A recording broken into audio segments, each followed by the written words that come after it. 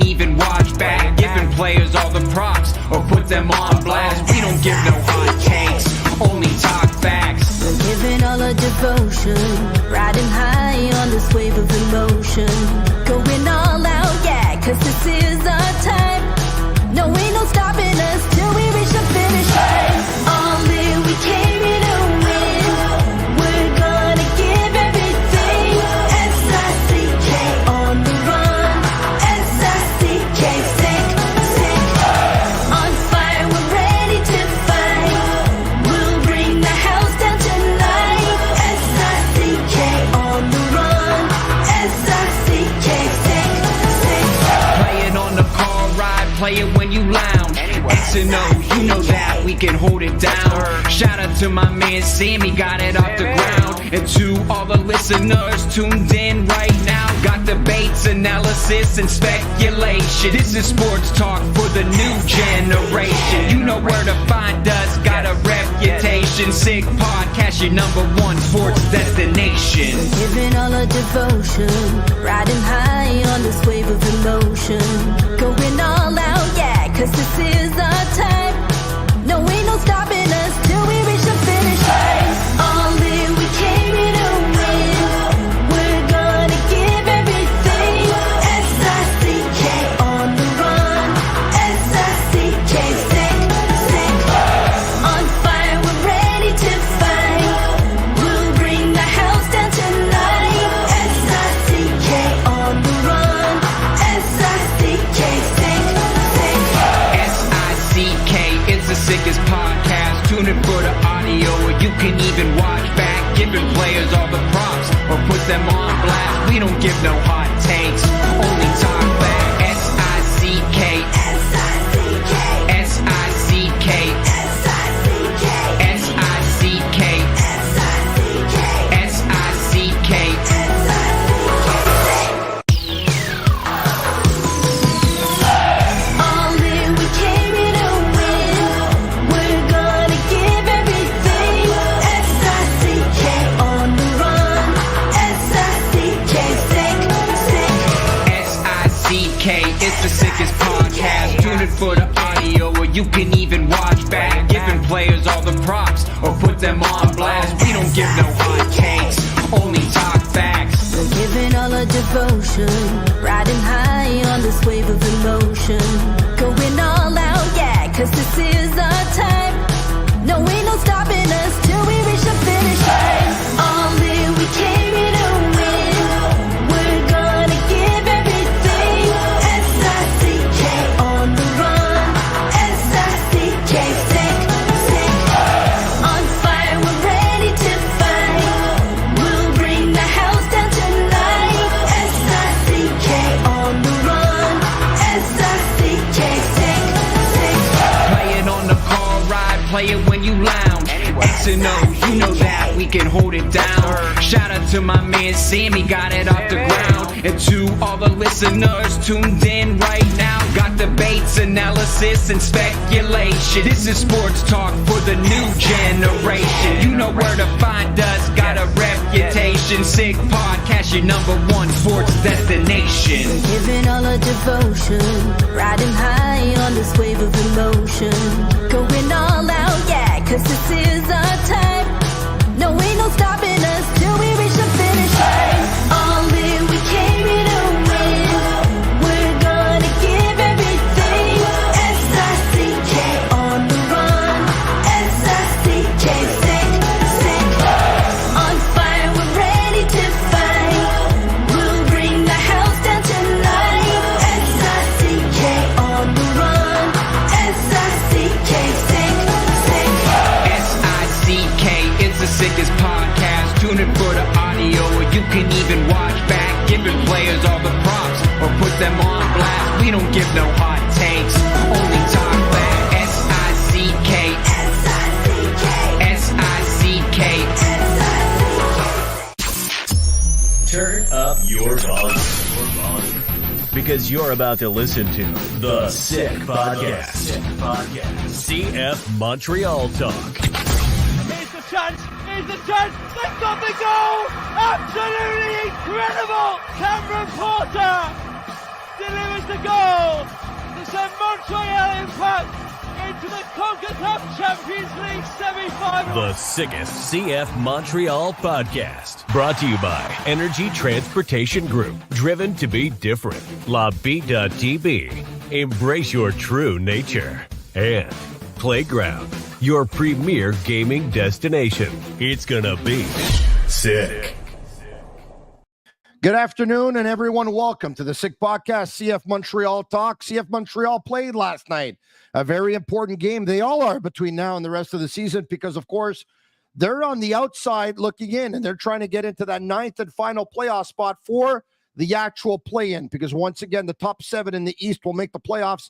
8 and 9 will play in a play-in, and as it turns out today, as we speak, following CF Montreal's 2-2 tie, they are 2 points behind ninth place Philadelphia Union. We'll get to that in just a minute. And what really was a game of two halves, a first half in favor of New England and a second half in favor of CF Montreal. I'm bringing in right now to talk about it from the Ball is Round podcast and Canadian Press, Elias Grigoriadis. How are you? I'm doing great, Tony. I'm doing great. How about you? I got it right. You see that? You nailed it. Elias Grigoriadis.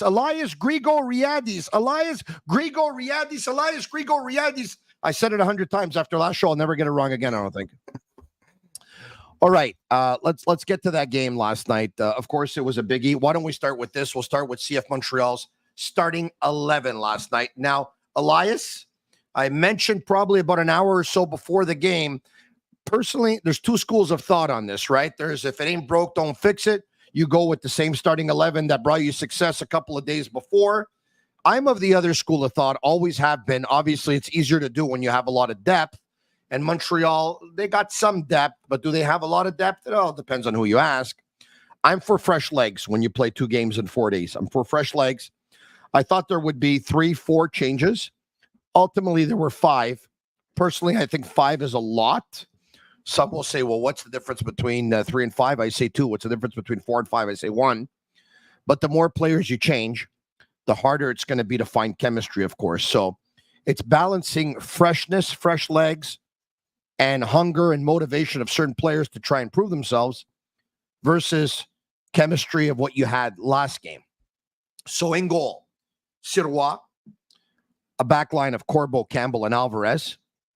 Saliba and Piet in front of the back line.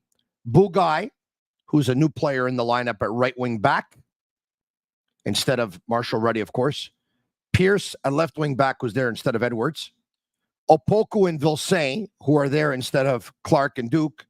And Coccaro, who's playing 9 instead of Joseph Martinez. Those were the 5 changes in the lineup. What did you think of making 5 changes to your starting 11? Yeah, we talked about it on Monday. I thought that given they had just come off the international break, they were going to keep more or less the same 11. Very clearly wrong. But like you said, right, there are 2 schools of thought. It's either significant rotation because these home games coming up are so much more important than, admittedly, road games where you have been less successful, whereas, you've got 4 home games left. You have to win all 4. So, I was a little bit surprised that this was a decision made, but at the end of the day, you need fresh legs, especially when you play in New England, especially when you play on that surface that's not forgiving. And if you just played, 60, 70, 80, 90 minutes 4 days ago, there's no way you're making it, that far as an 11.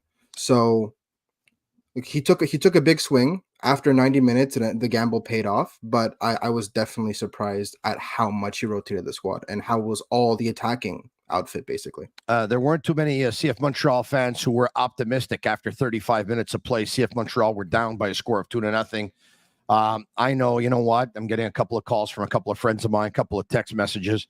Everyone thought it was 4-0 all over again or 5-0 all over again. CF Montreal this year has conceded 4 goals in a loss 5 times. They've conceded 5 goals and a loss 3 times, and they're down 2-0 after the 35th, pardon me. And it looked like they had no life whatsoever. What did you make of the 5 players that entered the lineup in the first half? My biggest standout has to be Mahala Poku. I mean, it feels like he's always a breath of fresh air. You know, the finishing hasn't really been there because of the inconsistency in his minutes, but with the ball at his feet, he is still one of the best dribblers on the team. He's one of the best 1v1 players on the team. And having him on the road when you need him to, make something out of nothing, he did it a couple times in the first half. He drew a free kick really close. It's half a step later, that tackle, and it's a penalty. And then, you pull one back. Another one is Tom Pierce, obviously, right? Even if you don't count the goal, just in the first half, we'll get into the defensive issues because there are some. But Yeah. forward, his delivery is on this team. Nobody can cross the ball as well as him. And, as he starts to get this reputation and as teams start to, realize out wide what a threat he is going to be drawing that much attention because they're going to have to respect that cross. And it's going to open stuff up in the middle. And I understand the tactical value going forward, but, there's still massive defensive liability on his side. There's no doubt that the most effective players out of the 5 who entered the starting lineup who weren't there the game before were Pierce and Opoku. There's no doubt, and it wasn't even close, to be honest. Unfortunately, the others really had a really tough time trying to find their game. I'm not going to make any excuses for Kokaro. I'm not going to make any excuses for Vilsain.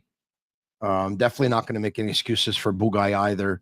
It was not a very good. I'm surprised that Kokaro stayed in the game as long as he stayed. At the same time, I see Laurent Courtois going back pretty much to the 11 or most of the 11 that he had when he hosted Charlotte last weekend. That's what I see him doing in the Chicago game. So I kind of saw this already ahead of time. I think the substitutions were already kind of planned in advance. I don't think there's too many that he actually accelerated there. But it was they looked atrocious without the ball in the first half. Big gaps, big holes, guys that weren't unsure of who had to go get who and who had to cover who, guys that were late getting to the ball, guys that lost foot battles. And that obviously had to be concerning. But you know what? To their credit, and they deserve credit because when it's time to be negative on them, I am, and it's very encouraging to see them come back in the game. Very encouraging because a lot of people prior to the game last night, even though they had won on the weekend, they had Montreal for dead. They battled back. They came back. Pierce with the great free kick, he gets it started. It's funny because at around the 25th minute, I don't know if you remember this, Pierce is a left footer, as we know. They have a free kick on the left side of the field. Normally, right footers take the kick. And when they're on the right side, normally left footers take it and try and bend it in or curl it in. And I think it was Corbo and Pierce that were behind the ball. And Corbo had a strike for a free kick, I think, the game before. I think he may have hit the post or the crossbar versus Charlotte. And Corbo goes, and all of a sudden, Pierce comes in and takes it. And I'm like, why are you making the left footer take it from the left side? And I thought that was wrong. And then in the second half, the left footer takes it from the right side, and he scores a big goal. I don't think the goal should be going in by there, like from that distance, by the way. But it was a great kick. Yeah, was a great kick. I mean, you got to look at the keeper there.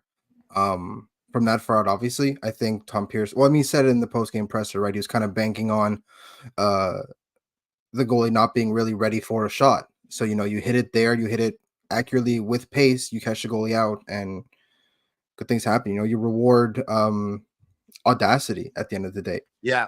And that's one thing Montreal hasn't really been this year. It's audacious. They haven't really tried stuff that is, that you think that's ridiculous. But the 2 goals last night were because of audacious shots, and stuff that you wouldn't normally encourage. Nathan Saliba, you wouldn't encourage a 180 turn on your weak foot without even really seeing the net, and then have a go. And that's what Laurent Courtois talked about in the Yeah. presser after the game. I'm trying to get these guys to have faith in themselves and try stuff. Well, they tried stuff, and look what happened. I mentioned on Monday that I liked Saliba on the weekend, last weekend. I thought the CF Montreal's most effective players last weekend were Caden Clark, Bryce Duke, and to a little bit of a lesser degree behind them, Nathan Saliba, but I thought it was one of his better games. Since Saliba has returned from time with the Canadians men's national team, when he went in as a substitute because there was an injury, he's come back with a certain confidence and swagger that I don't think he had before. And yesterday, he didn't look good in the first half. He particularly didn't look good on the first goal against. But I got to tell you, here's a young man who is looking for his first goal in MLS, even though it's not really his job. At one point, you're going to have to put up some kind of numbers for the amount of minutes you play. And he scored a goal where, like you said, he put himself in a position to receive the ball in a good area. He protected the ball. He had back to net. He controlled the ball and put it to his left foot without putting it too far. He spun and kicked and put the ball on the top of the net. You always remember your first minutes as a professional. You always remember your first start. You always remember your first goal. It took him a long time to get it, but the kid scored a fantastic goal. He scored a fantastic goal. He scored a golazo last night. He really scored a fantastic goal.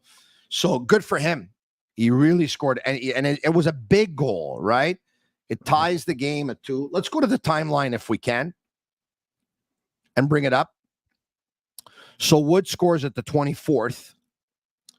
Do you want to say his name? Bayaktarevich scores the second goal on a great pass by Carlos Hill. And then they go into halftime. CF Montreal have not made any changes, by the way. This surprised a lot of people.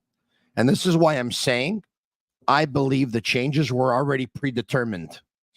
At 2-0 down, you're going to make changes. When you're not making changes, it's because you looked at what happened on the weekend, last weekend, the amount of minutes your players played, the fact you're going to go back with a lot of those guys again next week on Saturday. So the changes that you're making all at the 62nd minute mark, in my opinion, they were already predetermined. I could be wrong, but from the outside, it's my opinion. Clark comes in for Vilsaint. Marshall Ruddy comes in for Bugai. And Yankov comes in for Opoku. And then after that, and of course, Pierce had narrowed the lead. And then Saliba ties it at 2 at the 68th minute on a pass from Campbell. And Edwards comes in for Pierce at the 79th.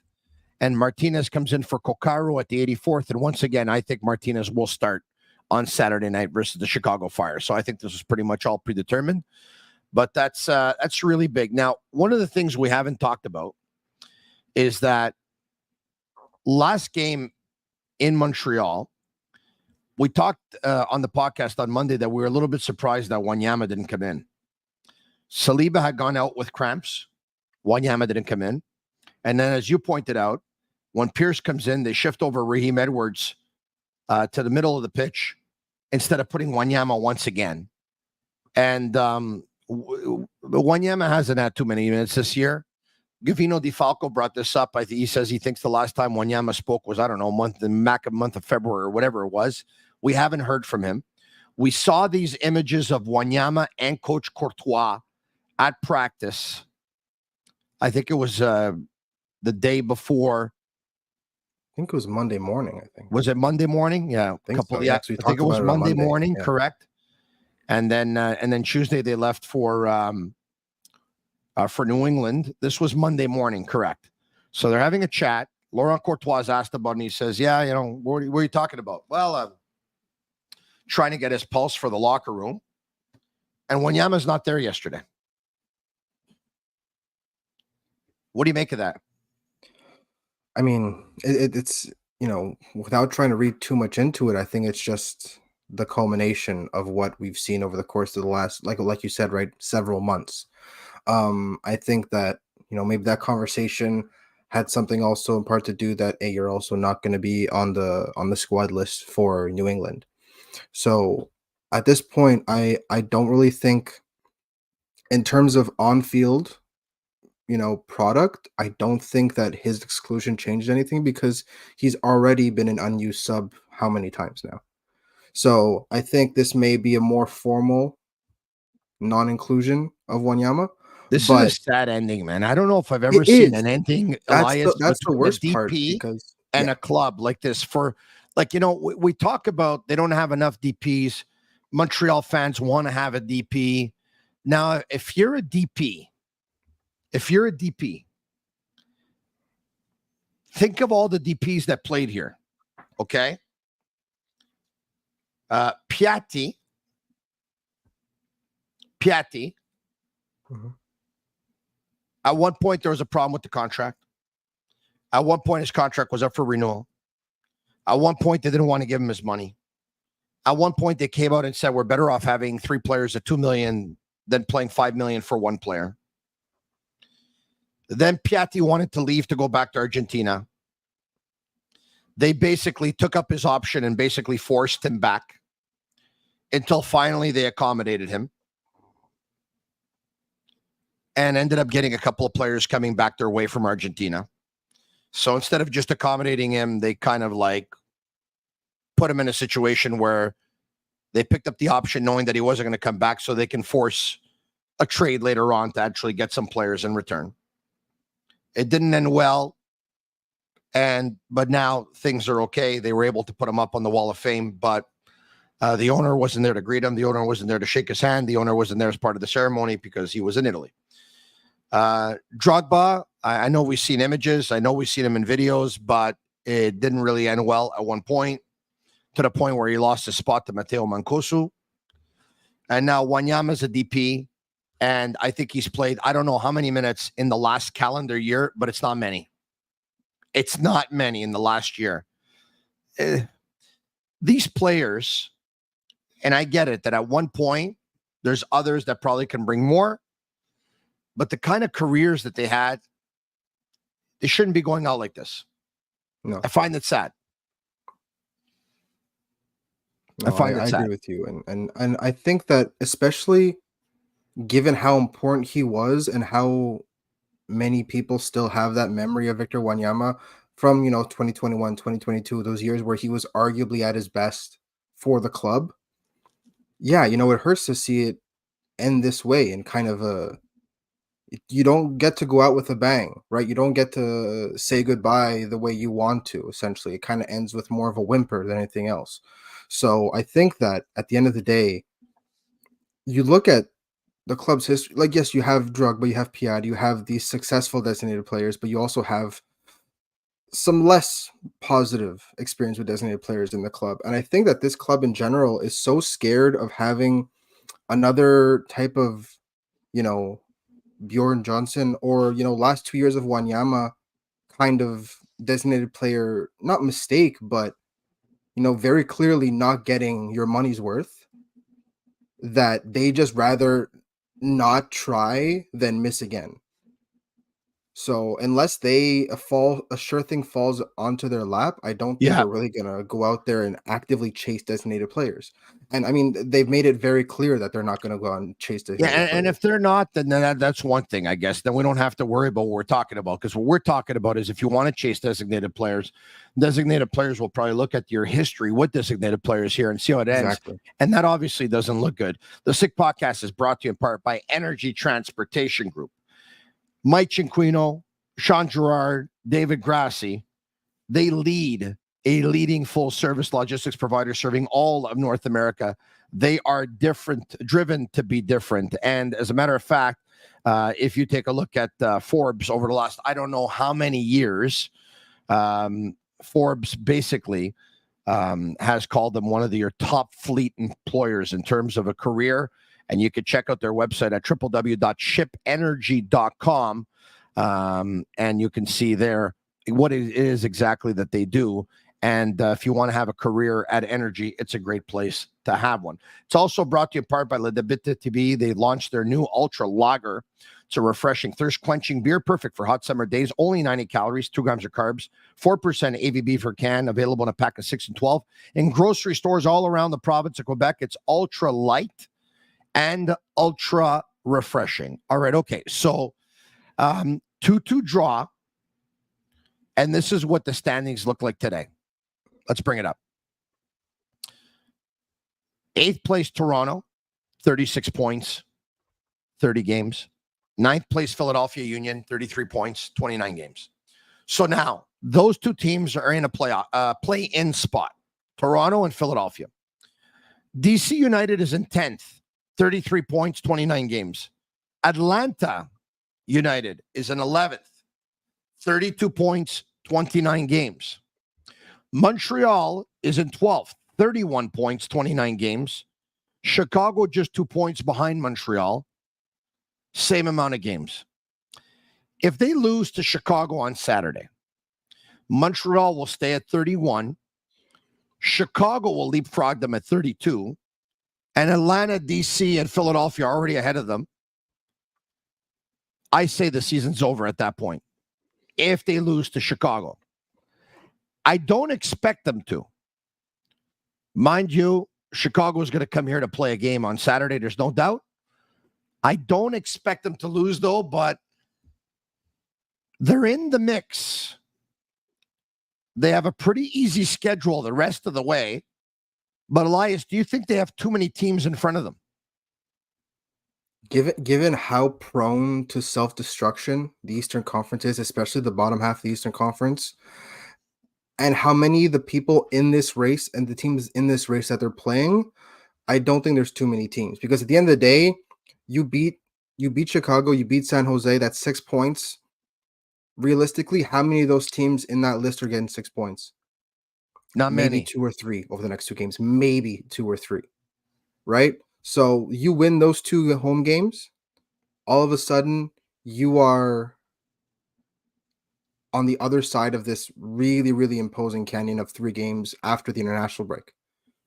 Right. And all these other teams, again, you saw it last year at the end of the day where Montreal kept on losing games and everyone else in the playoff race kept on giving them a stay of execution to the point where Montreal lost 4 of their last 7 games in the rush to the playoffs, and it still went all the way to decision day, and they still only needed a win. Right. So you take into account just how borderline it feels like, sometimes teams in the East don't want to make the playoffs with the way they drop points. It's almost religious. Yeah. So I think that no, there's not too many people ahead of them, because at the end of the day, not only are you playing teams and you get those wins, you take points off them, you're playing a lot of 6-point games for the rest. There's 6-point games for the rest of the season, except for San Jose. And you know what's going to be a big one is going to be that game on Sunday. Sunday, Philadelphia plays DC. Yeah. If they draw, everything is completely blown open. Correct. If they could take Montreal is crossing other, their fingers that game ends in a tie, because when a game ends in a tie, yeah, you both pick up a point, but really both teams are actually dropping 2 points. That's what's happening. Especially if you get those 2 wins. So that win against Chicago, that's 3 games unbeaten. That's 7 points in 9 games. That's huge. And then you're going up against the worst team in MLS. So you have to convert that into 10 points out of 12 that you can get over 4 games. That's incredible value. And that might we're end up being a colossal point last 5th or night. 6th. Yeah, that might end up being a colossal point last night. Really, 100%. That's that was a biggie once again, because not too many people like their chances down 2-0. All right, the Sick Podcast, it's brought to you in part by Playground. Discover a world of luxury at Playground. Explore their 30,000 square foot expansion with thrilling games, gourmet dining, live entertainment, located just over the Mercier Bridge, only minutes from downtown Montreal. Playground, experience the strip without the trip. And a shout out to Manta Sleep. If you have a hard time getting to sleep and always see a certain light in your eyes while you're trying to sleep, basically it's a sleep mask, 100% blackout, gives you a deeper sleep. It's very comfortable. It's very adjustable. It'll give you a nice personalized fit. Visit Manta Sleep, and if you'd like to purchase it, use code SICK CFMTL, and you'll get yourself 10% off. I have one, and I can tell you, It's helped provide the best sleep that I've had in definitely years. Elias, any storylines? Is there anything that you heard after the game that piqued your curiosity? I mean, the one thing really is the fact that Laurent Courtois over the past month and a half, 2 months, really hasn't changed his mode, his way of operating. The tactics have stayed the same. The way they communicate between the staff and the players has stayed the same. So my question now is, you have these two real character performances, right? You get a big win, staving off Charlotte. You come back from 2-0 down, but the coaching hasn't done anything the same. So now I'm looking at, from a player's mentality perspective, how not present was the group that, if everything has stayed the same, because at this point, you get to the month of July, August, you're done learning, right? You know the tactics. You've been training for this every single day for months now.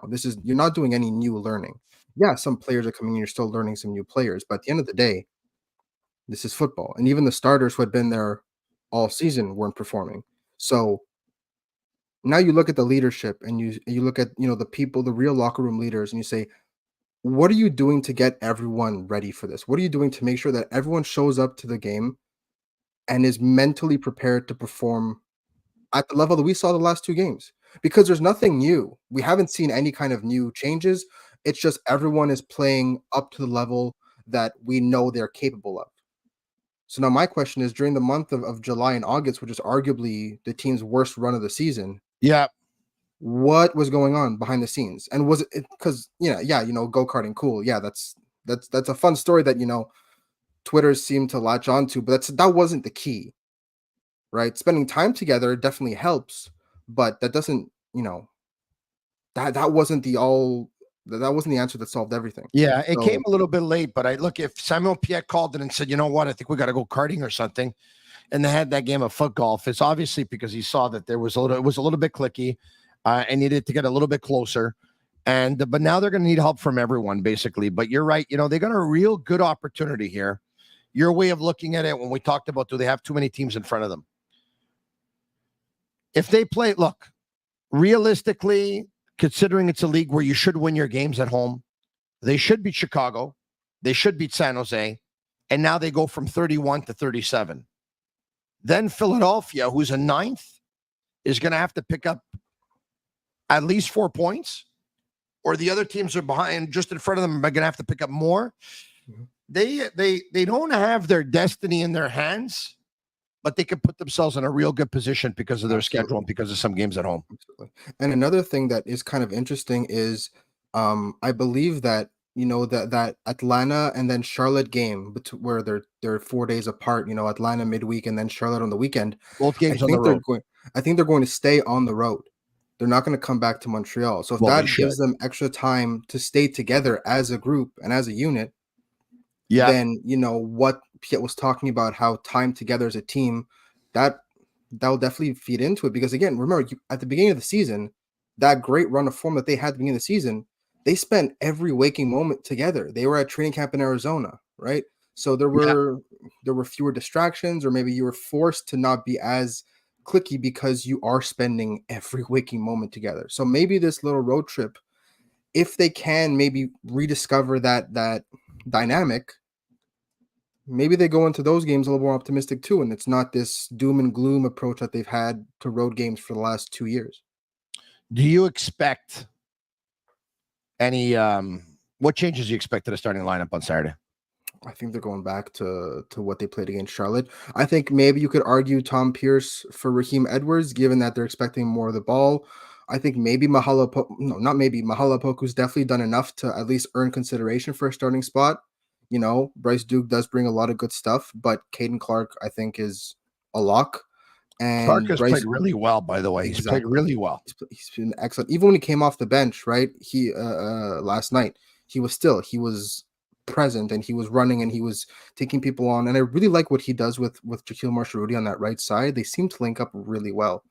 But Mahalapoku's definitely done enough to make Laurent Courtois think, him or Bryce Duke. It's definitely a very interesting conversation. Those are the two spots I'm going to look at the most.